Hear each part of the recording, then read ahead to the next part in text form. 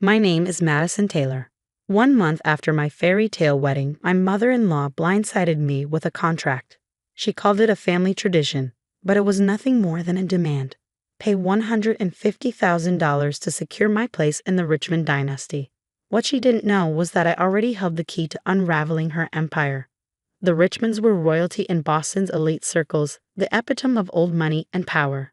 Their name opened doors, and their influence silenced whispers. I, on the other hand, came from a modest background, a middle-class upbringing, and a career I built as a financial analyst. When I met Nathan Richmond, I believed love could bridge the gap between our worlds. I couldn't have been more naive. Eleanor Richmond, my mother-in-law, ran the family like a CEO commanding an empire. She micromanaged every detail of our wedding, insisting it reflect the Richmond legacy. "We have standards, Madison," she'd say, dismissing my offers to help with a wave of her manicured hand.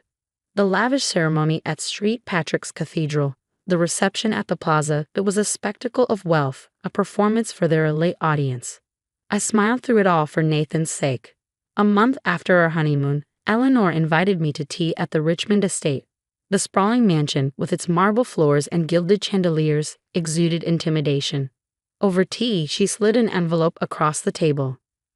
"Madison, darling," she began with her signature coolness, "this is a family tradition. Every Richmond bride fulfills this requirement." Inside was a contract demanding $150,000 as a family entry fee. My stomach churned as I read the bolded terms. "This can't be serious," I said, my voice barely above a whisper. Her smile was razor sharp. "Think of it as an investment in your future with us. Nathan doesn't need to know. This is between us women. You have 1 week to decide."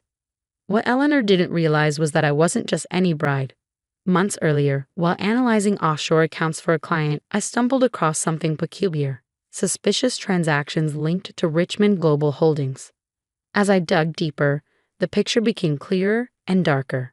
The Richmond fortune wasn't just old money, it was dirty money. That night, Nathan found me in our home office, drowning in spreadsheets and notes. "Everything okay?"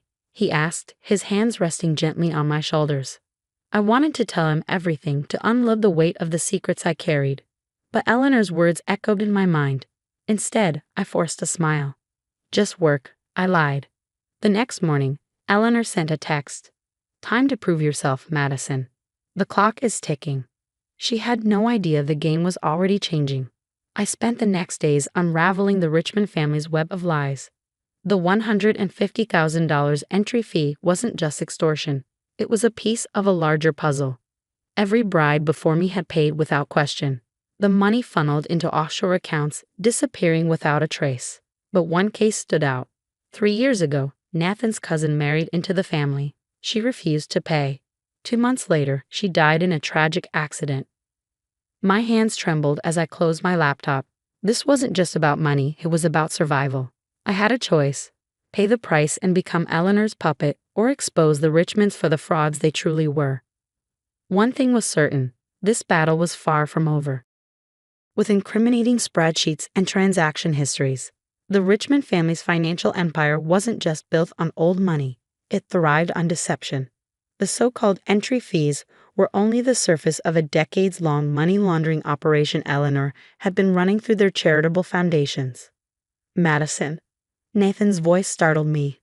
My heart leaped as I quickly minimized the screens.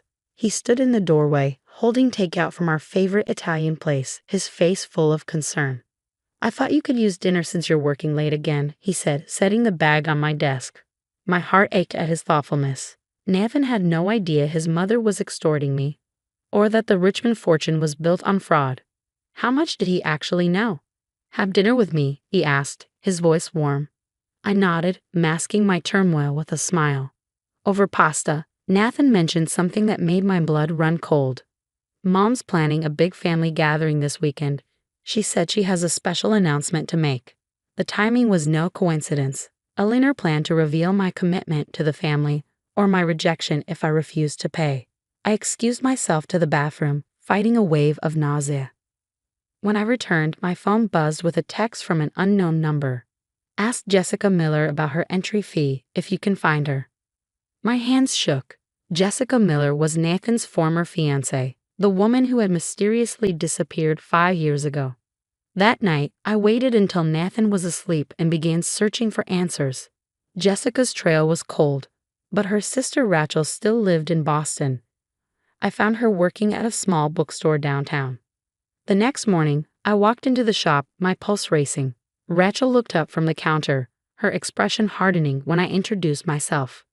"Get out," she whispered sharply. "If they find out I talked to you." "Please," I begged. "I need to know what happened to Jessica." Rachel's eyes darted around nervously before she led me to a back room. "She found something," Rachel said, her voice trembling. "Something in her finances. She refused to pay the fee and threatened to expose them. Then she vanished. The police ruled it a suicide, but they never found her body." My mouth went dry. "Did she leave any evidence?" Rachel hesitated, then reached into her bag. "She mailed me this the day before she disappeared. I've been too afraid to open it." Inside the envelope was a USB drive and a handwritten letter. Jessica had documented everything: the money laundering, the blackmail, and even darker secrets about vanished employees and suspicious deaths. Back at my office, I uploaded the files to a secure cloud drive. My phone buzzed again. "Eleanor."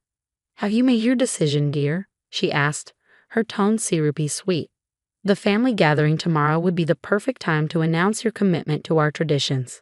"I'll be there," I said, my voice steady. "With an announcement of my own." "Wonderful, and Madison. Wear something appropriate. We do have standards." After hanging up, I made a call to the only person I trusted with this information, Sarah, my college roommate, now an FBI agent. "I need your help," I said, "and I need it tomorrow." That night, as Nathan held me close in bed, he whispered, "You've been so tense lately. Is everything okay?" I turned to him, my heart heavy. "Nathan, do you trust me?" "Of course I do. Why?" "Tomorrow, at the gathering, just remember that everything I do is because I love you." He looked confused but nodded, his eyes filled with trust. I prayed it wouldn't be the last time he looked at me that way. The next morning, I dressed carefully in an elegant blue dress, appropriate by Eleanor's standards. In one hand, I clutched the USB drive like a lifeline. In the other, Eleanor's contract, folded and ready. The Richmond estate was teeming with family members, all draped in their usual air of superiority. Eleanor stood at the center of it all, a queen surveying her court. Her predatory smile widened when she spotted me. "Everyone," she announced, clinking her crystal champagne glass. "I believe Madison has something to share with us." I stepped forward, my heart pounding as all eyes turned to me. This was it, the moment I either became another Richmond casualty or brought their empire crumbling down. "Yes," I said, my voice clear and steady. "I do have something to share." The grand hall of the Richmond mansion went silent as I stepped forward, the weight of every gaze heavy on me. Slowly, I pulled out the contract Eleanor had given me. Her smile widened, confident of my submission. Instead, I tore it in half. "I won't be paying your entry fee," I said, my voice ringing out clearly, "and no one else will ever again." Eleanor's smile vanished, replaced by a dangerous glare. "How dare you embarrass us like this?" "Embarrass you?" I cut her off, pulling out my phone and raising my voice. "Like you embarrassed Jessica Miller?" The name hit like a bomb. Gasps rippled through the room. Eleanor's carefully cultivated mask of control faltered. Nathan turned to me, his face pale with confusion. "Jessica, what does my ex-fiancé have to do with this?" "Everything," I said, steadying myself despite my racing heart. "Your mother demanded the same $150,000 entry fee from her. But when Jessica refused and threatened to expose the family's illegal activities, she disappeared." "That's enough," Eleanor snapped, her voice sharp with panic. But I wasn't done. I held up a USB drive for all to see. "Jessica was smarter than you thought, Eleanor. She left behind evidence. It's all here. Your money laundering through the family charities, the blackmail of Richmond brides, the offshore accounts, even the truth about what happened to cousin Marie after she refused to pay." Nathan turned to his mother, his voice shaking. "Mom, is this true? What is she talking about?" Before Eleanor could answer, the doorbell rang. The butler hesitated, glancing at her for approval, but she was too stunned to respond. He opened the door to reveal Sarah, my FBI agent friend, flanked by a team of federal agents. "Eleanor Richmond," Sarah announced, holding up her badge. We have a warrant to search these premises and seize all financial records." Chaos erupted. Eleanor lunged for her phone, but I held it up with a triumphant smile. "Looking for this? I've already forwarded your deleted text about Jessica to the FBI." "You conniving little snake," she hissed, her composure shattering. "I knew you weren't good enough for this family."